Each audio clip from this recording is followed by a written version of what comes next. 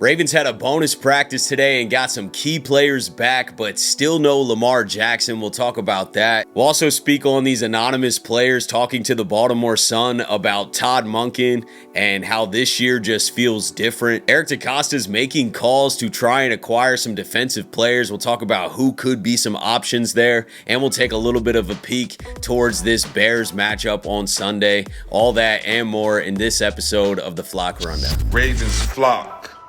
Flock Rundown is the place to be.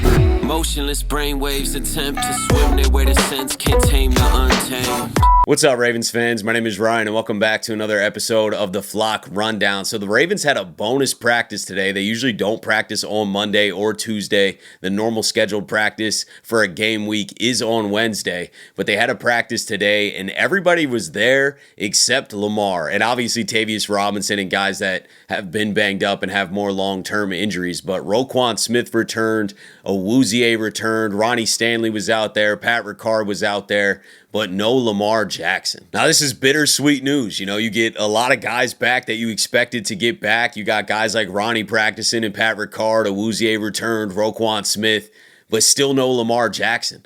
And definitely don't love that Lamar's not there on Monday, but I'm not stressing this until he starts missing actual scheduled practices that start on Wednesday. If we don't see Lamar out there on Wednesday or Thursday, then he might be out again, and that sucks, man. That sucks. We need Lamar Jackson back this week. This has to be the week to start the run. We can't afford any more losses coming after this bye. Not saying that we can't beat the Bears without Lamar, but come on, man. You guys saw what this offense has looked like without Lamar. We're scoring 30-plus with Lamar. We're scoring less than 7 without Lamar. I mean, that's insane. It's an insane drop-off. We don't have much of a chance if Lamar Jackson's not out there, but I still think he's going to be out there. I don't think that Lamar is going to miss this entire week of practice. Could totally be wrong. This is just a gut feeling and based off the original timeline, based off what the coaches have been saying. I think Lamar gets back out there, but we'll see. You know, I think Wednesday is going to be very telling. If Lamar comes out there on Wednesday and gets even a limited practice in, I think he's good to go. But seeing the rest of the guys out there is a great sign. I mean, Roquan Smith is going to help this defense. I know he wasn't playing his best ball earlier in the season, but he is a lift over Teddy Buchanan. So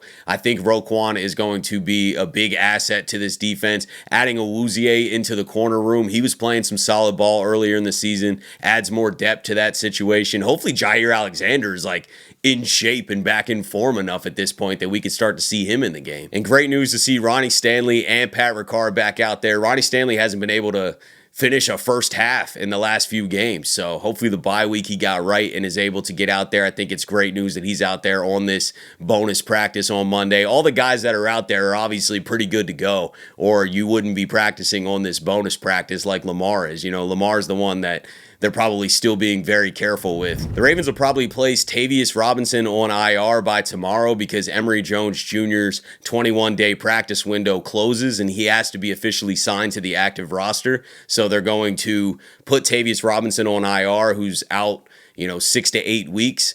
And I would imagine that they sign Emery Jones Jr. I don't know if he's going to start. I doubt it at this point just off of how the coaches have been talking, but definitely would be open and excited to a guard change. But I do think Emery Jones Jr. will be on this roster, and as the weeks go, he'll be practicing more and more and hopefully can build up enough confidence and go out there and play well and maybe can replace a Fa'alele and we get better right guard play. I think that would be a huge boost to this offense. But either way, excited that he's getting activated this week, and we'll see Tavius Robinson later in the season. You ever get halfway through a day and realize you've had nothing but coffee? That is me way too often. I'm always looking for something to keep me fueled throughout my busy schedule. That's why I got to tell you guys about my favorite snack in the game, Chomps. I am literally obsessed with these beef sticks. I have one every single day. It is the perfect on-the-go snack. 10 grams of protein, 0 grams of sugar, and they taste incredible. My personal favorite right now is the barbecue beef stick. Chomps comes in a bunch of pack sizes too. You can grab them online in 10 count or 24 count packs, or pick them up in stores as singles or 6 to 8 packs. If you've tried Chomps before, drop your favorite flavor in the comments. I'd love to know what you guys think. And if you haven't, click the link in the description to check them out and use code FLOCK to get 15% off your order plus free shipping. Now let's dive into this Baltimore Sun article that was just posted that says they talked to 25 sources in and around the Ravens to get a better picture of what's going on. And there were some anonymous quotes that I want to go over. It just feels different. I just don't feel like guys are being put in positions to succeed with this offense. One veteran offensive player told The Sun, aiming his criticism at offensive coordinator Todd Monken, who's now in his third year in Baltimore. Asked what he meant, the player said, "It's freaking Lamar Jackson. How can you not find ways to have success with him? But I'm pretty sure if you put Patrick Mahomes out there for us right now, the same things would be happening." 3 years ago, we had a new OC, new DC, another veteran offensive player said, "Teams didn't have any film on us. Now they've seen everything that we've done, so we have to be more creative and put guys in places to succeed." And then they went on to say that having so many playmakers on the offense has actually been a problem. It has pros and cons, one longtime offensive player said. You got so many guys you want to get the ball to, but then it can get confusing at times. You've got so many different personnels in place for certain guys. I think at times it can be a little bit confusing. And then the offensive player said, "We got a lot of young guys around here. They haven't been around to build up battle scars, so it may get to them mentally, emotionally in their head. O-linemen, we have a lot of young guys, special teams, especially on defense right now. You're already going to have nerves regardless, and then if things aren't going well, you're going to have the outside noise. It's a lot stacked up against you. I think that's the difference from the past. We had more mature teams." And then an anonymous veteran defensive player spoke and said, "It's hard for me to comprehend at times. The game is a different environment. If you go in there scared to make a mistake, you're probably going to make a mistake. When the poor results keep happening, it's almost like the pressure is building and the guys are more scared to make a mistake.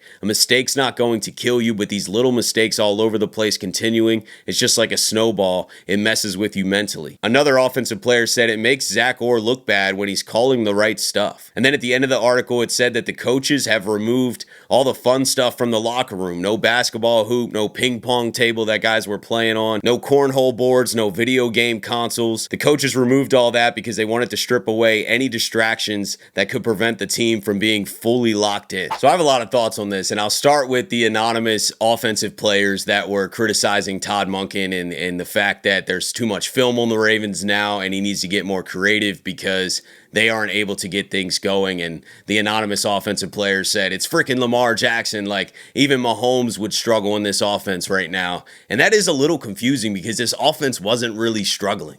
You know, with Lamar Jackson, this offense wasn't struggling. Maybe the Chiefs game, but Lamar wasn't able to finish that game, and that game was just a mess all over the place. But the first 3 weeks against Buffalo, Cleveland, and Detroit, the offense averaging 37 points. I mean, you have 40, 41, and 30. Lamar Jackson's unbelievable. The offense is scoring a ton of points. The defense was a major issue, but it's not like Lamar wasn't having success. You know, even against Buffalo, we were running all over them. Cleveland shut down our run game. Lamar went through the air and attacked through the air, and the offense was firing on all cylinders. So I think this 1-5 start has some people kind of just like reaching for excuses of what's actually going on. And I'm not saying Todd Monken can't be more creative or couldn't become a better play caller. And I do think there's a valid point to, once teams have a lot of film on you and things that were working really well last year might not work as well this year. That happens to every team. You have to adjust. I totally get all that. But I think this offense gets back to firing on all cylinders, or at least putting up 30 plus points with a Lamar Jackson back. So, we haven't had Lamar in a while, and maybe it seems like the offense is just awful now because we don't have Lamar, and maybe this anonymous offensive player is kind of living in the moment a little bit like a lot of fans do. You know, I get that mentality of like, man, it's just been a while. It's been since week 3 where the offense actually put up 30 points and was scoring some points. You know, now we're in week 8. So it has been a while, but we haven't had Lamar Jackson. We still technically don't have Lamar Jackson right now. So I kind of disagree with the fact that it's freaking Lamar Jackson and we're not able to do things well, and we should because we have Lamar. We were doing things well. That's very confusing. I don't understand how anyone could say this offense wasn't playing well with Lamar. I mean, can you like go and criticize the offensive line. The offensive player admitted we have a younger offensive line and they haven't been battle tested and they're not mentally tough yet and they're not super mature. I would agree with all that. I think the offensive line has a lot of those issues, and when things are going bad and the noise is getting real loud, they maybe aren't handling it the best way. That's fair. But to say that like our offense is just not good and Todd Monken's just putting people in really bad spots, or we have too many weapons, that's a good problem, man. I mean, if the scheme's getting too complicated and the players aren't understanding things, then you need to communicate and simplify things a little bit. But having a lot of weapons is not the excuse of why this offense isn't clicking on all cylinders and doesn't look exactly like last year. Having too many weapons is a luxury. That's a good thing. So I really just think this 1-5 start has everyone kind of down in the dumps, questioning things, searching for answers, and you're getting these anonymous quotes where people are just reaching for reasons why things aren't working right now. But the defense was by far the issue when Lamar Jackson was here. When Lamar got hurt, now the offense is definitely an issue, and I totally agree. We're not going to have a lot of success without Lamar, man. If Lamar's not back soon, this season's over. And then switching over to the defense, once again, all the players are defending Zach Orr. We've been hearing this. The other coaches have defended Zach Orr, and the players are putting it on themselves. They say we're playing a little scared. We're thinking a little too much.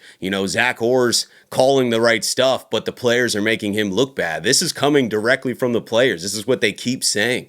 And I think it's a little bit of both. The players are definitely not executing as well as they should. They're definitely, maybe in the Rams game, was a big step up, but I'm just saying if you take the whole season so far, the defense hasn't executed at the level they should. They weren't aggressively running to the ball. They do look like they're thinking a little bit too much, which I think does come back to coaching. You have to be able to communicate what the guy's job is and make it simple enough for them to understand and put the player in the right spot to go out there and be successful. So I think it's both. It's not, Zach Orr's not calling a perfect game and doesn't have a perfect game plan and isn't coaching these guys in a perfect way where it's all on the players. I think it's a mixture of both, but maybe we are really criticizing Zach Orr when it actually is a lot of the players, because we keep hearing the players say, it's on us, man. We're making Zio look bad. I've heard that all season long so far. And the final point was the coaches taking away all the games in the locker room, so the players have nothing to do that's fun besides lock in on football. And I just think they're trying to send a message. Like I said, the team's 1-5. Everyone's searching for solutions and reasons and ways to turn this around. It'll turn around when we get a couple wins. Everybody's mood will shift. Everybody will get confident. We're sitting here 3 games out of first place in the AFC North. And also, we're dead last. So it's really, how can you look at it? Are you looking at it like, wow, the Ravens are in sole possession of last place after the bye week? It's all negative and everything's doom and gloom. Or are you looking at it like I'm looking at it? We're 3 games out of first place with 11 left and we got to play the whole division. And I don't really mind the coaches taking out the games right now. I think the Ravens need to play with a sense of urgency and desperation. And once we get a couple wins and get the momentum going, throw the cornhole and video games back in the locker room and let everyone have fun and get back closer together. But right now, I mean, it's not a bad thing to feel like your back's against the wall and feel like you're fighting for your season against the Bears. I think that's a good thing that the Ravens are in a must-win spot. The Bears have won 4 straight games, but Vegas has the Ravens favored by 6.5. Now, obviously, that'll change drastically if Lamar Jackson's not practicing later in this week, and my confidence will go out the window for this game. But if Lamar's back and we got everyone else back except for Tavius, then we have an incredible opportunity to go out there and beat the Bears on Sunday and then have a quick turnaround, beat the Dolphins, get this momentum going, throw the games back in the locker room, and this team's going to be having fun, playing with confidence, and this is a dangerous unit when they're playing with confidence. I do agree with the anonymous players saying that this is a little bit of an immature team. It is a very young team, and there's a ton of young guys thrown into important positions, including the offensive line, a lot of young guys on defense. And you might not handle adversity the best way when you are inexperienced like that. You kind of got to go through the battle scars like that anonymous player said. I agree with that. You need to go through tough times. You need to go through times like this and come out on the other side of it so that you can probably handle it better the next time adversity strikes again. And a lot of these young guys are going to have to learn that lesson. Hopefully it's not too late and the Ravens can turn this around, and, you know, the bye week did them justice, but we'll see. Only time will tell that. But I just think the Ravens are in a great spot to turn this around. We're 3 games out of first place with 11 left. I'm not looking at it from a negative standpoint like we're in last place and we have no chance and the season's over. If we lose to the Bears or we lose to the Dolphins and we start getting hurt or losing games here, then yeah, it probably is over. But it's not over right now. There's no way it's over right now. And I still think the Ravens have to make some serious moves if they want to be a true Super Bowl contender this year and go on a real run in the playoffs. And Eric DeCosta, reports are coming out that he's been aggressively calling, trying to get defensive help. We'll see if it leads to anything. It better lead to something. We better make some kind of move.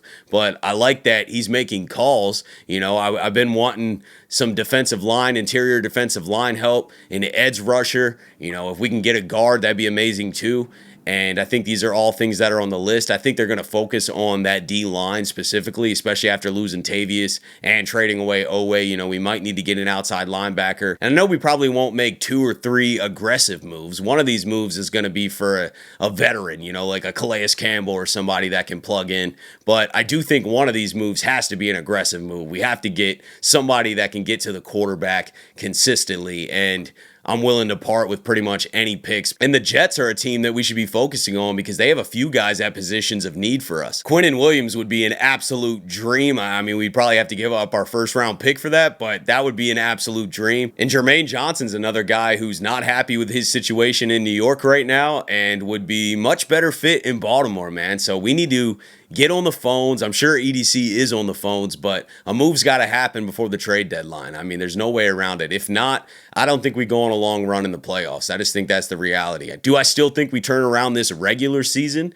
and make some noise in the division and potentially win the AFC North? Yeah, I think we do that regardless as long as we're healthy. But winning a Super Bowl, we got to go make some aggressive trades. But that's it for today, guys. Let me know what you're thinking about everything. Appreciate you, as always, for tuning in to another episode of the Flock Rundown. Have a beautiful rest of your day, and I'll let the greatest linebacker in the history of the game take us out. Ravens flock. The flock rundown is the place to be. My man Ryan has been a lifelong Ravens fan since he was born. So I'm telling you now, it's about to go down. The podcast, the Flock Rundown. Ravens, baby. Nothing gets better than waking up